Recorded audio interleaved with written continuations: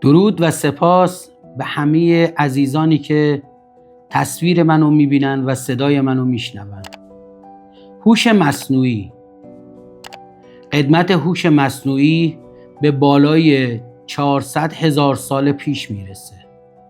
حقیقتی که انسان از گفتن اون عاجزه. 400,000 سال پیش بشری در زمین زیست میکرد که به دنبال ارتقا و رشد خودش بود، چون در میان گونه‌های دیگه سعی میکرد از قابلیت‌های بیشتری استفاده بکنه. به همین دلیل ترکیبی از گونه‌های مختلف رو جمع‌آوری میکرد و در یک موجود سعی میکرد تعریف بکنه، چیزی که ما بهش میگیم کیمیا یا کیمیاگری.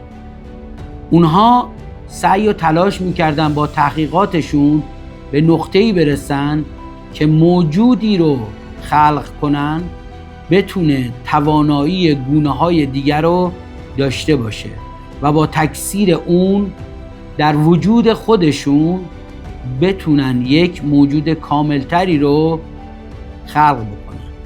اینکه انسان هنوزم به دنبال کمال هستش نشأت گرفته از همون گونه‌هایی هستش که به آنچه خودشون داشتن اکتفا نمی‌کردن و به دنبال کمال خودشون بودن و فکر می‌کردن که کمال یعنی این که باید همه چیز در وجود تو باشه. اونها بدون اینکه کشف بکنن که هر آنچه که در جستجوی اون هستن در وجود خودشون نهفته، سعی در خلق یک موجود جدیدی کردن که به وسیله اون بتونن بر گونه‌های دیگه مسلط بشن. این صحبت متعلق به 400,000 سال پیشه، وقتی که زمین خیلی خیلی شلوغ‌تر از اکنونش بود، وقتی که انسان و سایر گونه‌های دیگه که شبه انسانی بودن در زمین کنار همدیگه زیست میکردن. تلاششون بر بقا نبود بلکه بر جاودانگی بود. همه اونها به دنبال تکمیل قدرت اراده خودشون بودن و در این میان موجودی پدیدار شد، موجودی که به ظاهر انسان بود و در وجود خودش ترکیبی از گونه‌های مختلف. این اتفاق که به صورت ژنتیکی تونست در یک انسان طبیعی رشد بکنه رو اسمش گذاشتن ماکا.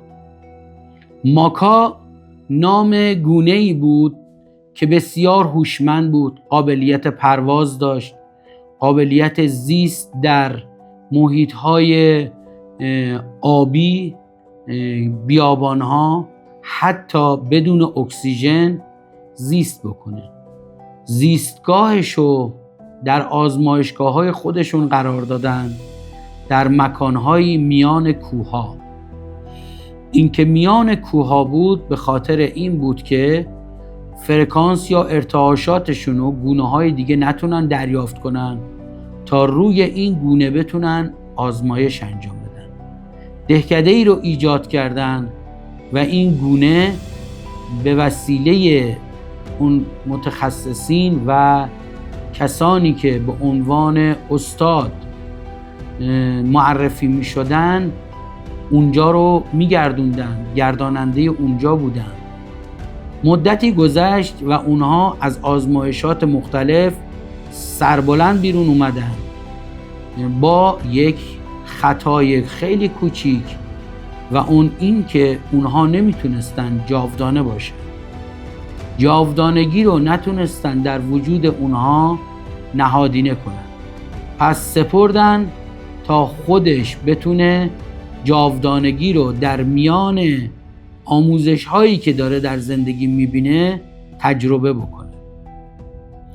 برای شاید هم 300 سال گذشت و طی این مدت این گونه جدید تونستن رشد پیدا کنن، تکثیر پیدا بکنن و با انسانهایی که اونها رو خلق کرده بودن آمیزش کردند و توانستند گروهی از خواص اون انسانهای دوران خودشونو تجربه بکنن.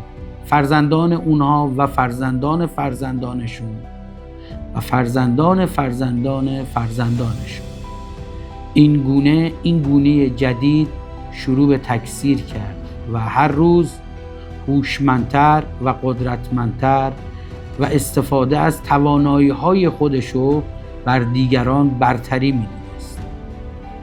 این قسمت کوتاهی از داستان سرآغاز هوش مصنوعی هستش. من با شما همراه هستم تا جلسه بعد. شاد باشید و بدرود.